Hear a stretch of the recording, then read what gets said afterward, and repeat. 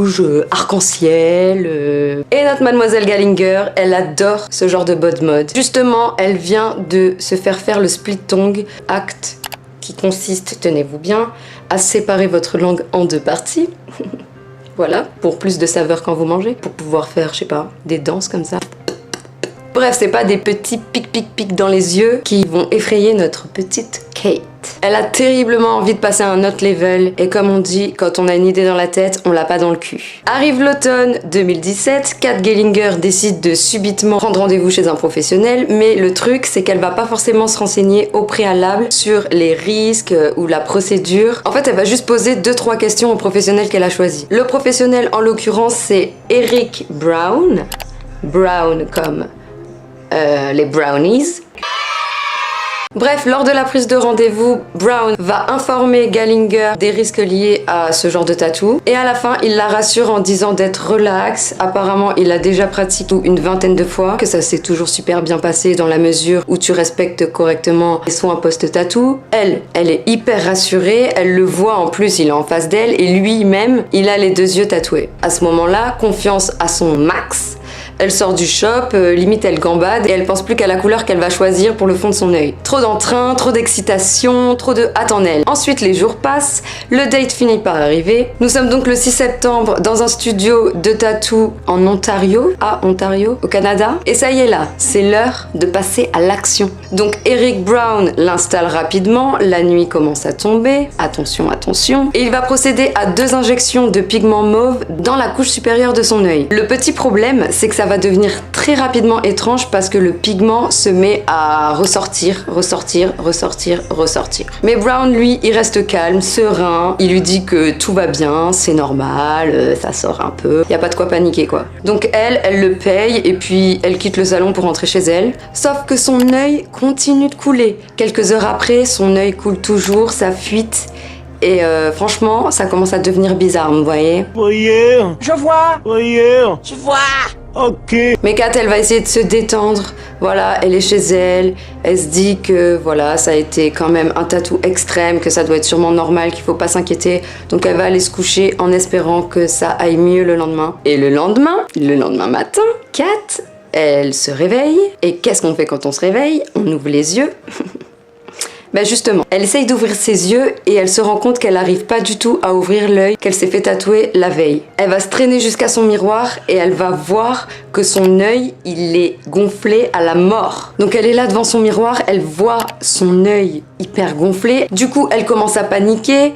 Qu'est-ce qu'on fait? Faut prendre une décision et elle décide d'aller tout droit aux urgences montrer son œil ou sa chose à un médecin super efficace qui va lui dire qu'il sait pas du tout ce qu'elle a. Donc Gallinger rentre chez elle sans réponse. Les jours passent et elle va pas se laisser le choix de ne rien faire parce qu'elle commence à avoir mal, vraiment mal, et que la douleur, elle devient atroce. Et les jours suivants, elle ne se laissera pas le choix de ne rien faire parce que la douleur commence à devenir vraiment insoutenable pour elle. Du coup, elle consultera 2 autres médecins pour réunir plusieurs avis. Un des 2 médecins lui prescrira un traitement antibiotique pour réduire l'inflammation. Et c'est plutôt efficace parce que son œil finira par dégonfler complètement. Seulement, il y a un autre problème.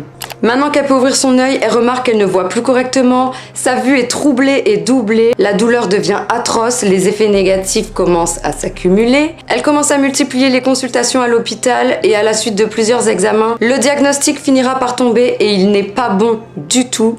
On lui dit qu'elle a des gouttes durcissantes qui lui maculent les yeux et qu'il y a une surdose évidente de pigments. Du coup, à ce moment-là, les médecins vont se mettre à envisager de procéder à une opération chirurgicale. Car si l'encre sèche dans son œil, dans le pire des cas, elle peut soit devenir aveugle de cet œil, soit la conséquence moindre, ça serait qu'elle voit flou de cet œil toute sa vie. Sachant, attendez, d'après les médecins, si l'encre se solidifie complètement sur sa rétine, c'est mort pour son œil. Il faudra carrément enlever l'œil dans son entièreté. Pendant tous ces examens médicaux, Kat Gallinger décide également de faire des recherches sur la procédure de l'eyeball tattoo. Et là, quand elle commence à se renseigner, elle se met à douter sérieusement que Brown l'ait tatoué dans les règles de l'art. Elle s'est remémoré chaque détail de ce jour-là et en recoupant avec les infos qu'elle venait de trouver, elle se met à constater des choses vraiment étranges à ses yeux. Elle pense que Brown a déjà de 1 utilisé une aiguille trop grosse, qu'apparemment selon elle, elle l'a pas vu diluer l'encre, et qu'apparemment, il aurait pas attendu assez longtemps entre les 2 injections. À ce moment-là, Bellinger est horrifiée, elle se sent trahie, elle a aussi un sentiment de culpabilité parce qu'elle se sent vraiment bête de ne pas avoir fait des recherches avant.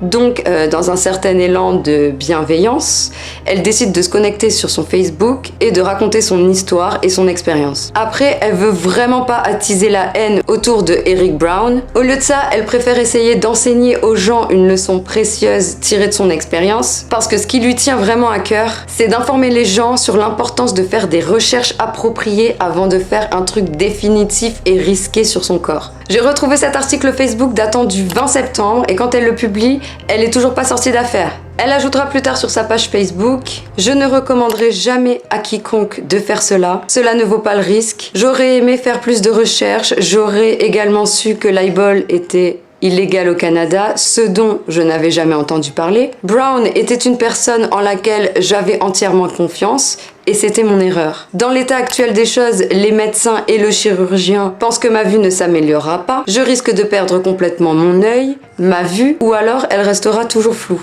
Et elle finit en disant « Nous espérons que les médicaments ou qu'une opération empêcheront le pire ». Et ça va très vite s'enchaîner. En décembre, la chirurgie aura bel et bien lieu. Et après cette lourde opération, l'état de son œil semblera s'être stabilisé, mais elle gardera des séquelles à vie sur sa vision. Heureusement, son œil se porte bien aujourd'hui, mais les médecins continuent tout de même de la suivre régulièrement parce que oui, Kat peut encore perdre totalement la vue ou même carrément son œil en entier. Elle donne comme à son habitude des nouvelles régulièrement sur sa page Facebook. Elle explique aussi qu'à l'heure actuelle, la couche cornée de son œil est si mince que si elle se brise, sans mauvais jeu de mots, c'est ça qui va briser sa vie, tu vois.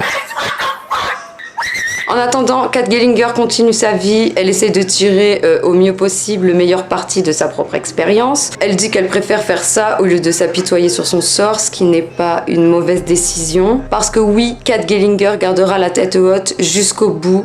Alors s'il vous plaît, ceux qui envisagent des bonnes modes extrêmes, renseignez-vous, écoutez l'histoire de Kat Gellinger, écoutons sa prévention, écoutons la merde qui lui est arrivée. Il faut correctement chercher ses artistes, il faut correctement se renseigner sur la procédure. C'est super important et on parle de votre corps là. Faites attention, un corps, on n'en a qu'un. Alors honorons ensemble ceux qui portent leurs couilles pour venir vous raconter leurs expériences foireuses, parce que c'est vraiment eux qui prennent sur eux pour qu'il vous arrive rien. Pour finir, au sujet de l'eyeball tattoo, sachez que la tendance n'existe que depuis une décennie, c'est vraiment très très jeune et qu'on ne sait pas du tout comment ça peut évoluer à long terme. Je vous invite maintenant à me donner en commentaire votre avis sur cette sombre histoire d'œil dégueulasse. À votre avis, qu'est-ce qui s'est passé? Est-ce que vous seriez chaud pour faire ce genre de truc étrange? Je retourne à mes petites affaires. On se retrouve la semaine prochaine si je suis à l'heure, ou on se retrouve plus tard si je suis en retard.